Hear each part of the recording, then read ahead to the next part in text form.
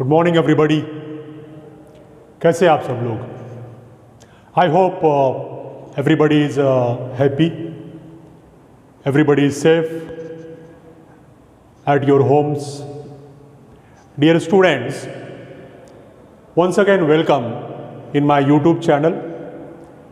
Myself Shiv Prasad sir from Shubhraj Singh Children Academy. Students, in this video today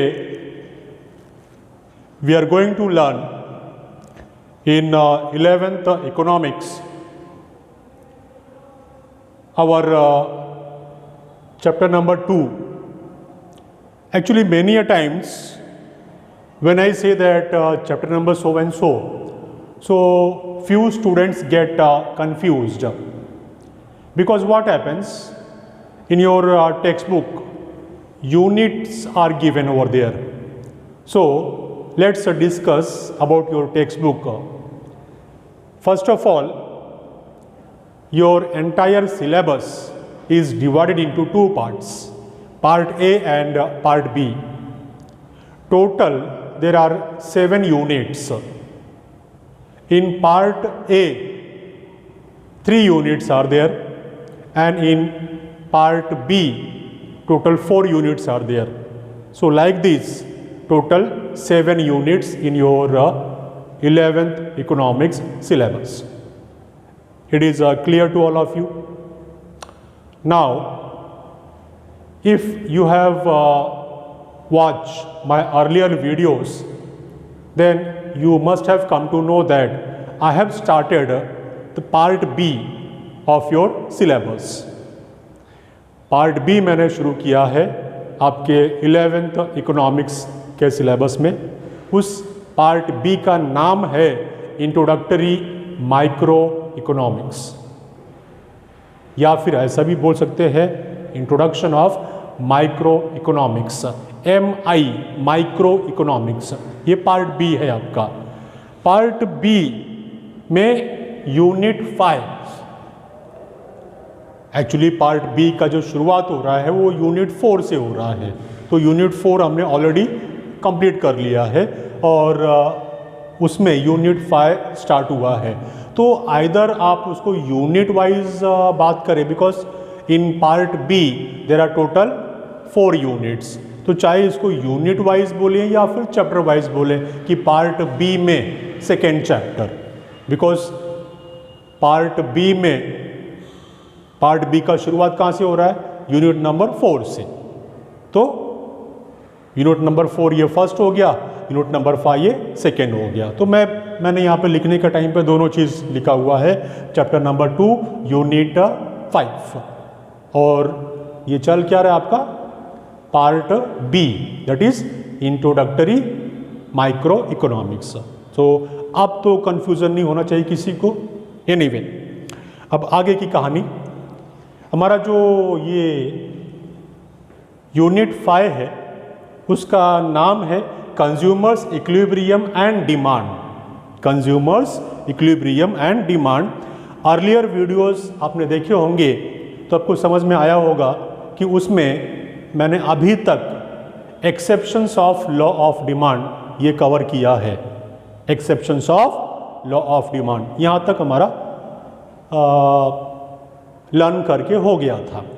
अब in this video we are going to learn about change in quantity demanded and change in demand. Change in quantity demanded and change in demand, or movement along demand curve and shift in demand curve. ये जो topic है जिसका heading मैंने यहाँ पे लिखा हुआ है, सबसे पहली बात तो स्टूडेंट्स को ये हेडिंग ही कंफ्यूज करता है. ये हेडिंग ही समझ में नहीं आता है. देखिए कैसे, change in quantity demanded and change in demand. अब कितने लोग इसी में समझ नहीं पाएंगे? वो बोलेंगे अरे यार एक बार यहाँ पे लिखा हुआ है चेंज इन क्वांटिटी डिमांडेड, और फिर बोल रहे एंड चेंज इन डिमांड, और फिर बोल रहे और movement along demand curve, movement along demand curve and shift in demand curve.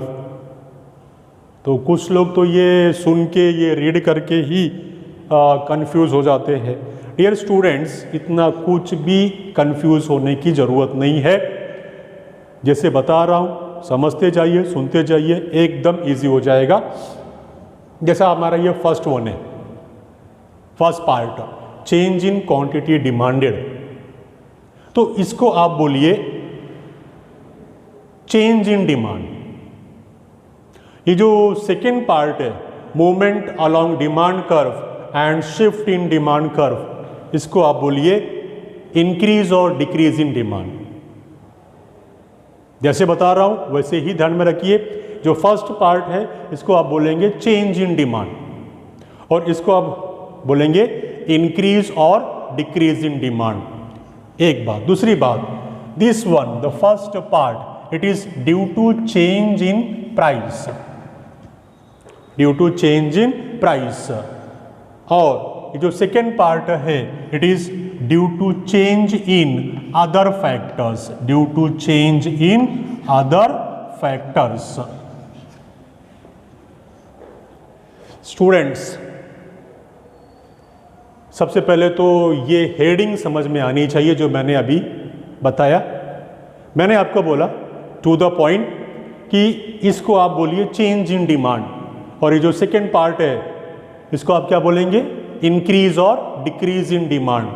दूसरी बात, यहाँ पे रीजन क्या होगा, रीजन होगा प्राइस, और यहाँ पे रीजन क्या होगा, अदर फैक्टर्स, जो मैंने अभी अभी यहाँ पे लिखा हुआ है, अदर फैक्टर्स, और ये प्राइस।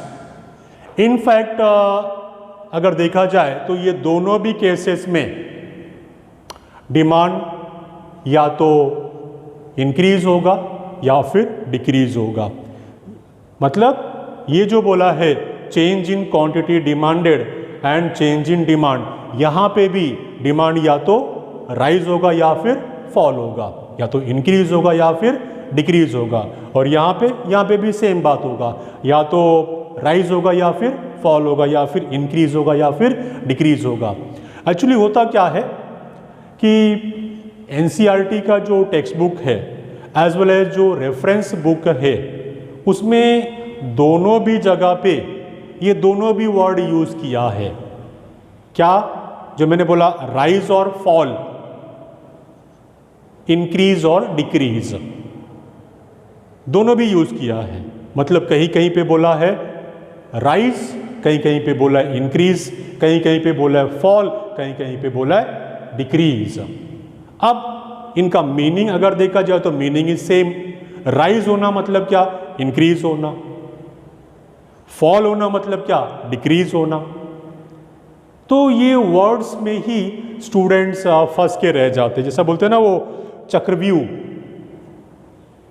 शब्दों का जाल, ये शब्दों के जाल में ही स्टूडेंट फंस जाते हैं और उनको समझ में नहीं आता। वो बोलते हैं सर ये तो बहुत डिफिकल्ट है, कुछ समझ में नहीं आ रहा है। उसी को तो मैं सिंप्लीफाई कर रहा हूँ। इतनी देर से मैं आपको यही समझाने का प्रयत्न कर रहा हूँ कि चेंज इन डिमांड, इसको आप बोलेंगे चेंज इन डिमांड, और इसको आप बोलेंगे इंक्रीज और डिक्रीज इन डिमांड। ठीक है, agreed, got it this much? Okay. Over here the reason will be price and over here the reason will be other factors. अब आगे का story, I told you that over here also either demand will rise or the demand will fall, या तो demand बढ़ेगा या फिर demand कम होगा। लेकिन वो बढ़ने या फिर कम होने के पीछे रीजन क्या होगा, प्राइस। एंड ओवर हियर, यहां पे भी या तो डिमांड इंक्रीज होगा या फिर डिमांड डिक्रीज होगा, लेकिन उसके पीछे रीजन क्या होगा, अदर देन प्राइस, मतलब प्राइस को छोड़कर बाकी के factors. By the way my dear students, अब इतना सुनने के बाद मतलब ये प्राइस एंड अदर फैक्टर्स आपको ध्यान में आना चाहिए। इसके पहले आपने सीखा था determinants of quantity demanded. Determinants of quantity demanded means what, इसका मीनिंग क्या हुआ? इसका मीनिंग यह हुआ कि वो कौन से फैक्टर्स हैं जो डिमांड को अफेक्ट करते हैं या फिर किनका वजह से डिमांड चेंज होता है।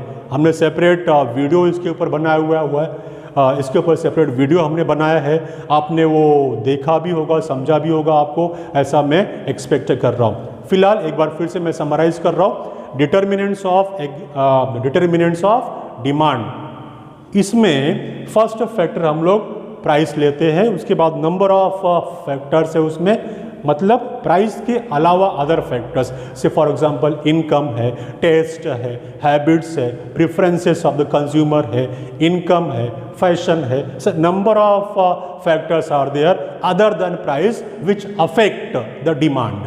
तो आई होप अब आपको लास्ट वीडियो का लिंक बराबर लगा होगा कि हाँ हमने ऐसा सीखा हुआ है। सो आगे चलते। Price due to change in price, अब यहाँ पर या तो डिमांड बढ़ेगा या डिमांड कम होगा, तो इसको हम बोलेंगे extension of demand. Extension, demand बढ़ा तो क्या बोलेंगे?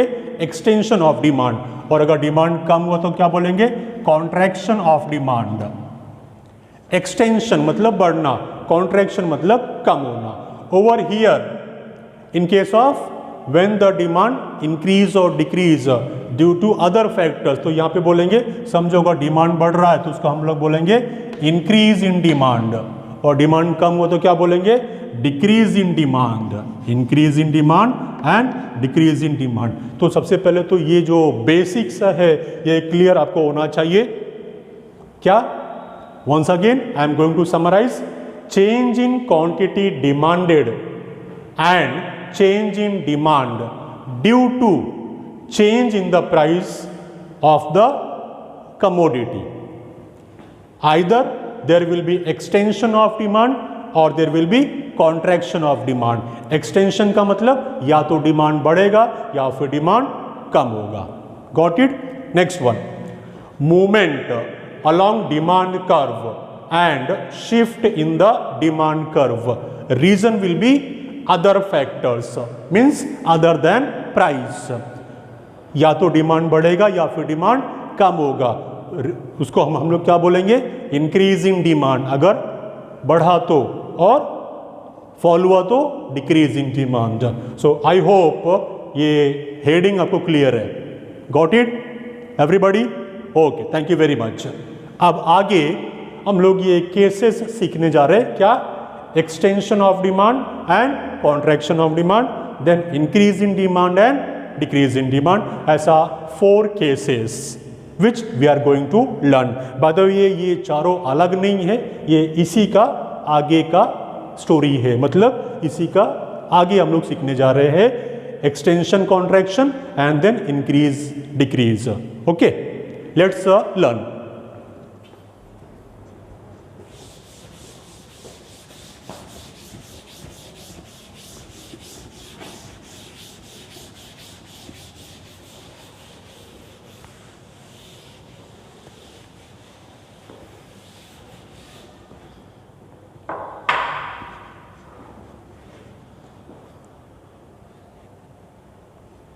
Okay, let's start.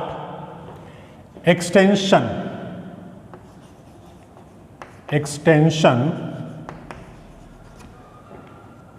and contraction. Extension and contraction of demand. Extension and contraction of demand. As I told you earlier, इसके पीछे रीजन क्या होगा? प्राइस। तो डायग्रामेटिक प्रेजेंटेशन आपके सामने प्रेजेंट कर रहे हैं, अभी ध्यान देना।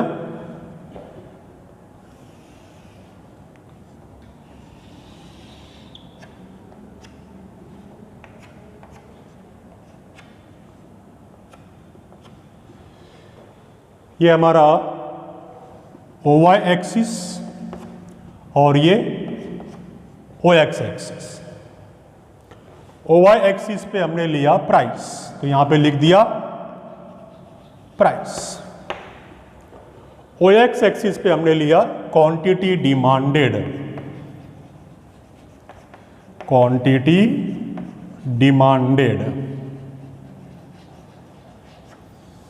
Okay, what we have to explain? We have to explain extension and contraction of demand. तो उसके लिए क्या किया हमने?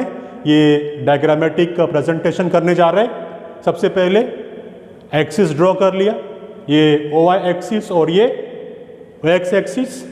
ओ वाई एक्सिस पे क्या लिया? प्राइस, और ओ एक्स पे क्या लिया? Quantity demanded. ये हमारा बेस, ये बेस अज्यूम कर लिया। When the price is OP the quantity demanded is OQ. ये हमारा बेस है, इट इज अवर बेस। भाई जब प्राइस ओपी है तो ओपी प्राइस पे quantity demanded is OQ, it is our base. Suppose first we have to explain extension of demand.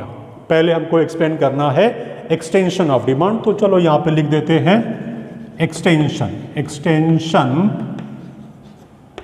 Of demand, extension of demand. First we are going to explain extension of demand. तो उसके लिए ये हमारा base हो गया। When the price is OP, the quantity demanded is OQ. Dear students, as I told you earlier, ये extension and contraction of demand के पीछे reason क्या होगा? Reason will be price. तो पहला इसमें से एक्सप्लेन करने जा रहे एक्सटेंशन ऑफ डिमांड। अब आप सोचिए कि रीजन अगर प्राइस होगा and we have to show extension of demand, तो प्राइस क्या होगा कि डिमांड बढ़ेगा? हमको क्या शो करना है? हमें शो करना है एक्सटेंशन ऑफ डिमांड। तो प्राइस क्या होगा, क्यों डिमांड बढ़ेगा? जाहिर सी बात है, प्राइस फॉल होगा तो डिमांड बढ़ेगा।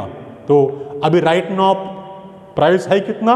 ओपी, तो समझो ये फॉल हो गया, ओपी से हो गया ओक्यू, सॉरी ओपी से हो गया OP1, ये फॉल इन प्राइस। तो क्वांटिटी बढ़ जाएगा, मतलब डिमांड बढ़ जाएगा, OQ से OQ1, ये बढ़ गया। Got it? प्राइस फॉल हुआ तो क्वांटिटी डिमांडेड बढ़ गया। What we have to show? एक बार फिर से बोल रहा हूं, we have to show extension of demand, diagrammatic the presentation. Base, when the price is OP, at that time the quantity demanded is OQ. Price falls from OP to OP1, the quantity demanded rises from OQ to OQ1. Demand curve draw करना है। ये देखिए हमारा demand curve आ रहा है सामने, it is our demand curve. ये DD is demand curve.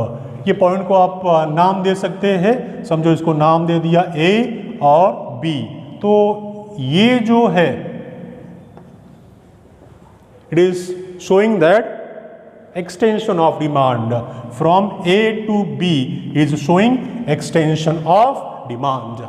अब समझो इसी में हमको कॉन्ट्रैक्शन भी शो करना है, तो इसी में कॉन्ट्रैक्शन भी शो कर सकते हैं हम लोग, सेम इसी कर्व में, सेम इसी डायग्राम में। कॉन्ट्रैक्शन कैसे होगा? मतलब ये हमारा, चलो पहला अलग अलग ड्रॉ करते हैं, उसके बाद साथ में आपको दिखा देंगे एक ही में ही। ये तो क्लियर है? ओके। आप समझो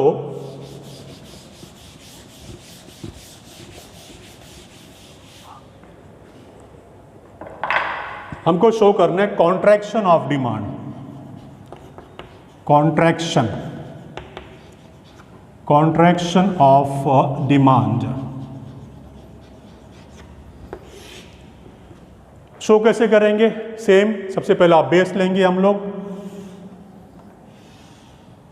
ये बेस है।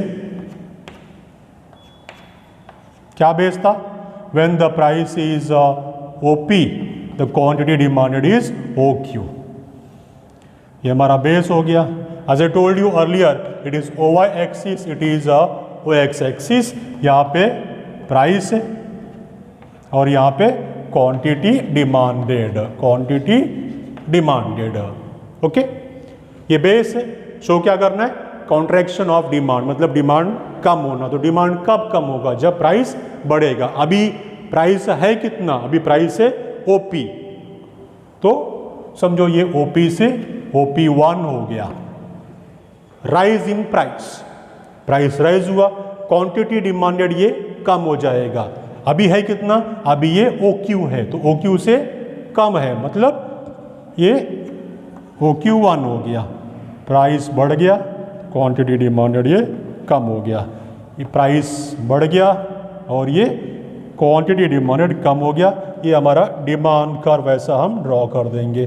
DD इज डिमांड कर्व, इसको नाम दे दो, ये हमारा A और ये B। तो AB it is showing the contraction of demand. Contraction मतलब डिमांड फॉल होना। वंस अगेन एक बार फिर से एक्सप्लेन कर रहा हूं, ध्यान दीजिएगा। क्या शो करना है? Contraction of demand. By the way, contraction of demand कब होता है? When there will be rise in price. तो quantity demand. Yes my dear students, I was explaining contraction of demand. When price rises from OP to OP1, the quantity demanded fall from OQ to OQ1. OQ to OQ1, it is showing contraction of demand. So इसके पहले हम लोगों ने देखा extension of demand और अभी ये contraction of demand. मैंने आपको दोनों अलग अलग ड्रॉ करके बताया। इनफैक्ट आपका टेक्स्ट बुक में ऐसा अलग अलग ड्रॉ नहीं किया गया है। इवन आप दूसरा रेफरेंस बुक भी देखेंगे तो उसमें भी ऐसा अलग अलग नहीं है, दोनों को एक साथ ड्रॉ किया है। ये मैंने आपको समझने के लिए दोनों अलग अलग ड्रॉ करके दिखाया। कौन सा? Extension and contraction. ठीक है, अब एक साथ में ड्रॉ करते हैं जैसा आपके टेक्स्ट बुक में है, extension and contraction of demand. Let's see that.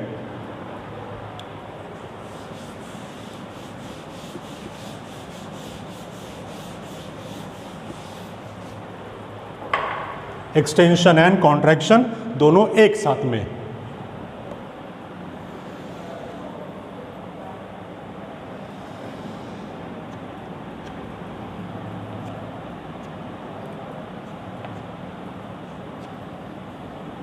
ये हमारा OY एक्सिस और ये OX एक्सिस। OY पे हमने ले लिया प्राइस और OX एक्सिस पे क्वांटिटी डिमांडेड। तो यहाँ पे लिख दो आप क्वांटिटी डिमांडेड, क्वांटिटी डिमांडेड। ये हमारा बेस, जो इसके पहले आपको बताया था मैंने, ये base. When the price is OP, the quantity demanded is OQ. Base, ठीक है। वन बाय वन अभी दोनों एक साथ में शो करना है, तो पहला हम लोग एक्सटेंशन ड्रॉ कर लेते। एक्सटेंशन कब होगा? When there will be fall in price. Fall in price तो डिमांड बढ़ जाएगा। It is extension of demand. Fall in price, तो अभी प्राइस है कितना? OP। चलो fall in price from OP to OP1, OP to OP1, ये OP to OP1। Price fall हो गया। प्राइस फॉल हुआ तो क्वांटिटी एक्सटेंड होगा। एक्सटेंशन वही तो एक्सपेंड कर रहे हैं हम लोग, from OQ to OQ1।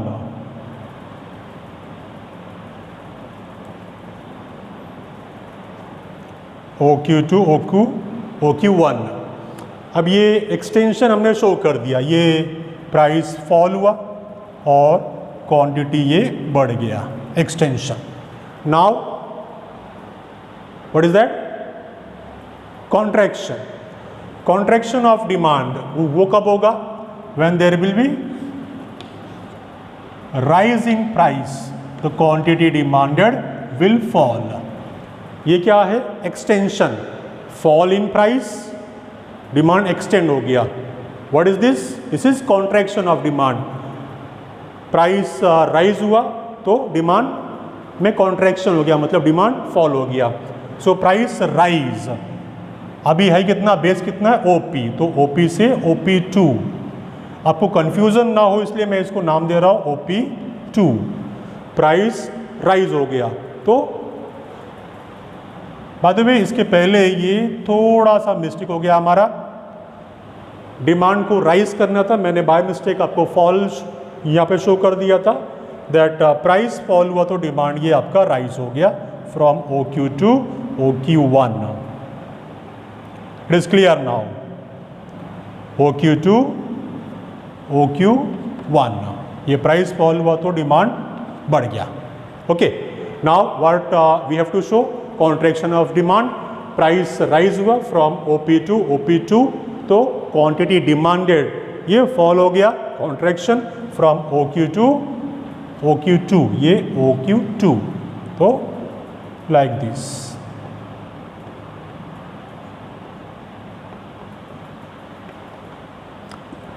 Price rise, this we are showing rise in price from OP to OP2, fall in demand, that is contraction of demand from OQ to OQ2।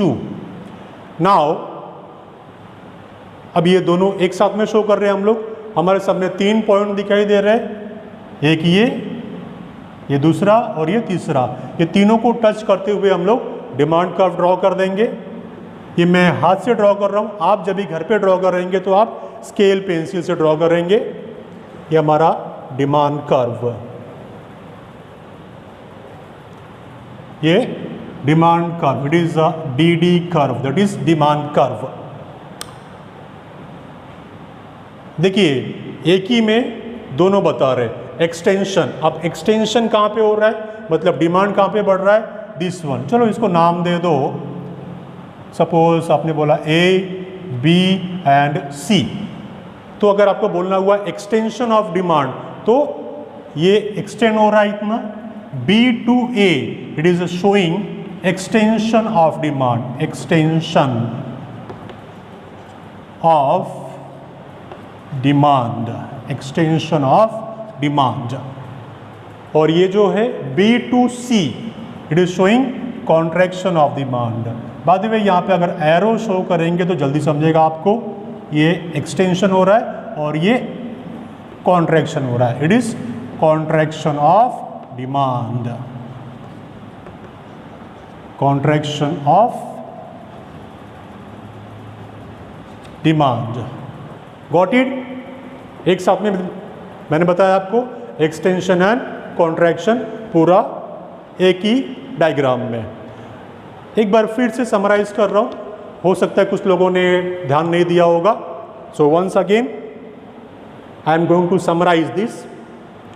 What we have to explain, we have to explain extension and contraction of demand. उसका diagrammatic presentation करने के लिए हमने एक base लिया, ये when the price is OP the quantity demanded is OQ। By the way आपके text book में या रेफरेंस बुक में ऐसा भी शो किया होगा कि सबसे पहले इसका टेबल ड्रॉ किया होगा और फिर टेबल के बाद डायग्राम होगा। तो यही चीज़ जो आप समझ रहे हैं उसके लिए आप एक टेबल ड्रॉ कर लो।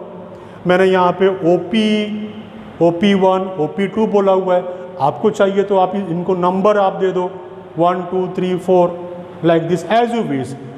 सबका अपना अपना तरीका है एक्सप्लेन करने का। बाद में इसका टेबल हम लोग ड्रॉ कर सकते हैं। कैसे? ये जैसा आपको शो करना है एक्सटेंशन ऑफ डिमांड, तो पहला आप बेस वहाँ पे बता दो, टेबल, ये समझो हमने टेबल ड्रॉ करने का है तो यहाँ पे ले लिया प्राइस और यहाँ पे quantity. When the price is OP, when the price is OP the quantity demanded is OQ।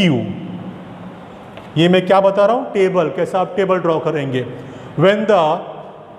when there is fall in price, when there is fall in price, at the time demand rises, so from OP to OP1 हमने यहाँ पे लिख दिया OP1 fall in price, the quantity demanded is rises from OQ to OQ1, from OQ to OQ1, तो यहाँ पे लिख दिया OQ1। ये आपका टेबल हो गया। तो मैंने टेबल यहाँ पे ड्रॉ नहीं किया, आप चाहे तो आपका नोटबुक में पहले आप टेबल ड्रॉ कीजिए, बाद में आप डायग्राम ड्रॉ कर सकते हैं। सेम इसी तरह से ये कॉन्ट्रैक्शन का भी टेबल हो जाएगा। So first you draw table and then diagram. Anyway I was summarizing my lecture. I was saying that let's see, अगर समझो इसके पहले किसी का ध्यान नहीं गया होगा तो एक बार जब मैं ये समराइज कर रहा हूँ तो इसमें आप ध्यान दीजिए। Extension and contraction of demand, ये हम एक ही डायग्राम में आपको एक्सप्लेन कर रहे। For that we have taken OY axis. On the OY axis that's a price, और OX एक्सिस पे क्या लिया है, क्वांटिटी डिमांडेड। इसको एक्सप्लेन करने के लिए सबसे पहले हमने बेस लिया। When the price is OP, the quantity demanded is OQ। Now what we have to explain, extension. Extension means what, demand यहाँ पे बढ़ेगा। तो डिमांड कभी बढ़ेगा, जब जब उसका प्राइस फॉल होगा। तो OP से प्राइस फॉल हो गया, OP1, क्वांटिटी डिमांडेड ये बढ़ गया फ्रॉम OQ टू OQ1। तो ये आपका प्राइस फॉल हुआ और यहाँ पे ये डिमांड बढ़ गया। नेक्स्ट पार्ट क्या आता है इसका, कॉन्ट्रैक्शन ऑफ डिमांड। तो डिमांड कॉन्ट्रैक्ट कब होगा, when there will be rise in the price. Price rise होगा और उसका सामने डिमांड फॉल होगा। So this one is shown over here that when the price was OP, the quantity demanded was OQ. Price rises from OP to OP2. This is showing the rise in price. The quantity demand falls from OQ to OQ2. This is showing the fall in quantity demanded, that is contraction of demand. बाद में फिर हमने क्या किया, ABC ये तीनों point हमको मिल गए। तीनों को ज्वाइन करते हुए स्केल पेंसिल से हमने डिमांड कर्व ड्रॉ किया और यहाँ पे शो कर दिया हमने this A to B is showing extension of demand, या फिर ऐसा बोल सकते हैं आप B to A is showing extension of demand and B to C is showing contraction of demand. So it was the entire thing about extension and contraction of demand. My dear students, in this video we had covered the first half of this question. The second half, that is increase in demand and decrease in demand. For that we will take one more lecture. So till then, have a nice day. Thank you very much for kind cooperation.